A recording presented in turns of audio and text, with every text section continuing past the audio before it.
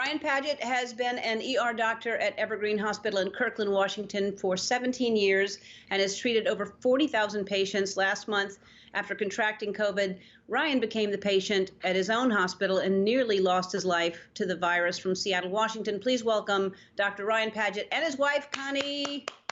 Hello. Hi. How are you? Good to Hi, meet you. I'm good. I'm good. So happy to be talking to y'all, and I love that I get to say, and his wife Connie, congratulations. Thank you. Yeah, before I got sick, I was just engaged, and I woke up, and the world had changed, and we realized there's no time like the present. Yep. I think that that's the one thing that it puts everything in perspective when, especially if you contract it, but even just watching from the sidelines like this. So this is so much has happened to you over a month. So you are an ER doctor. You're exposed to all kinds of things. I don't even understand how doctors never get sick, because y'all are around everybody all the time and you're never sick. So this happens to you, and I know that you were kind of like, I'm not going to acknowledge this. I'm not going to pay attention to this. I'm not sick. When did you realize, oh, I'm sick? Well, people in healthcare are the worst patients. Denial is strong. First couple of days, just a mild headache. We were monitoring our temperatures on shift because we knew it was out there. So first couple of days, just mild headache, and then you started having fevers and a dry cough, and you realized something was happening. Yeah. But at this point, I don't think anybody realized, because this was in March, right? Right. So this was, I started getting sick about a week after we had our first positive test back. Okay. Wow. Okay. So Connie, you were the one who said, this is enough already. I'm taking you to the hospital. What was happening that you said, I'm taking you? Well, we had gone to the ER on Wednesday, and they had released him with some fluids. And so one of our friends and his coworker, Brian McWilliams, said, he doesn't look good. Go get an O2 monitor and monitor his O2 levels. So Thursday morning, I went out to the store and found one. Actually, my son helped me find it. And he said, if there's a reading under 90, we need to go back to the emergency room. And so Ryan had several readings under 90, which he refused to go back to the emergency room. And so finally one dropped pretty low in the 80s. And I'm like, okay, I can't handle the stress anymore. We have to go back now. So your loved one looks you in the eye and says, we're going to put a bag together and we're going to the hospital. So 8 hours later. Yeah. So 8 hours later, you're on a ventilator. And that had to be, as a doctor, you knew that was bad.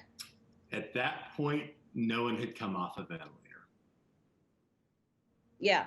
So you're dealing with that, and then Connie, you weren't there, right? So what did the doctors tell you? Well, when he got admitted Thursday night, they said, "Do you want to say your last goodbyes?" And I'm like, "What do you mean?" And I didn't realize I couldn't stay with him. I didn't realize, the hospitals didn't allow visitors. And so I actually went home, and then about 5:41 in the morning on Friday, I got the call that said he was going on the ventilator. And so I panicked and ran to the hospital, even though I couldn't see him, and just wanted to be kind of in the area just in case, I did have the opportunity to see him. So you're on a ventilator. And then how long before, because then you were moved because your body was shutting down, right? Right. How long was that? When you get intubated and on the ventilator, I was at my own home hospital initially, and despite everything we had available, the ventilator to help oxygenate my blood, medicines that keep my blood pressure up, even despite that, everything was shutting down. And so they reached out to a hospital in our area that had the ability to put me on a heart-lung machine that would allow my body to rest, and a machine to actually get oxygen into my blood and hopefully reverse the process. So you were on life support. Life support.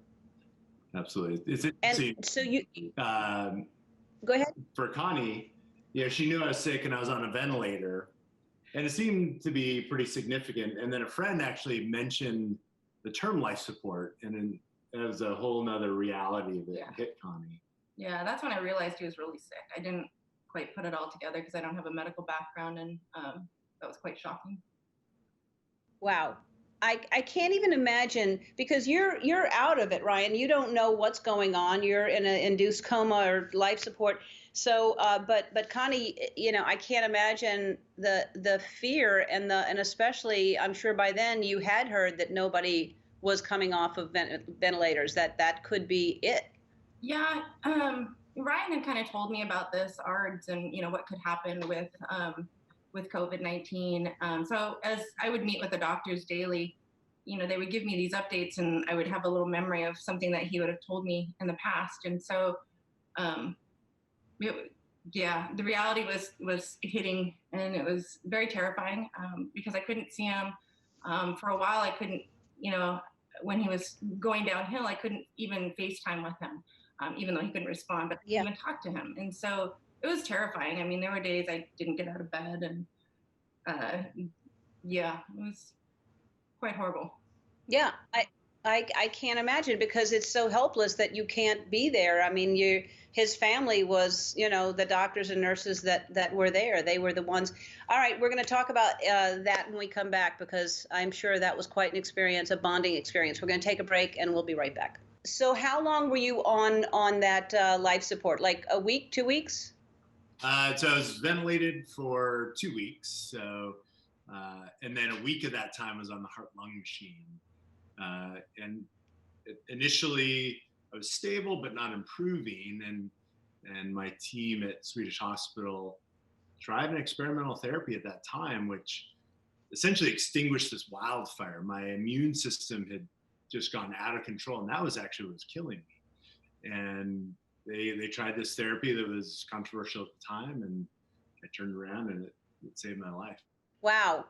So you said the doctors and nurses became your family when you were there, and they want to say hello.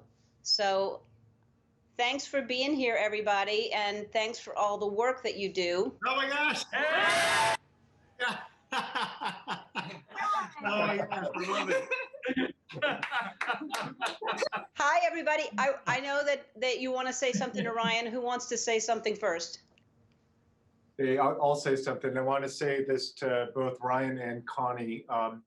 Connie, I don't know if you remember, but that first night after Ryan was put on the ventilator, you had asked me whether you should postpone the wedding. And I think up until that time, I held it together pretty well. But when you asked that, it was pretty devastating, because I really didn't know if Ryan was going to survive. And hearing that you guys have snuck out and gotten married now has just been the biggest gift to all of us. To not only did you not have to postpone the wedding, but you were able to get married earlier. So thank you. Thank you. Gosh. Yeah, I'm forever grateful. Yeah, thank all of you. I mean, we all know that people are struggling. Everybody on the front line is trying to get the PPE equipment. So Shutterfly cares about supporting doctors and nurses. They're going to make a $20,000 donation in your name to get usppe.org. And Wow. thank you all for what you do. Thank you. I know I speak for everyone when we say we could not be, you're our heroes. I mean, that you're going into this dangerous situation every single day and putting yourself and your family's lives at risk. It's beyond comprehension. So thank you so much for everything you do. And Ryan, I'm happy to see that you're healthy and happy, and I'm sure you can't wait to get back to work. Connie, so nice meeting you, and I'm glad you didn't have to experience what could have been just devastating. So my love to all of you. Thank you so much.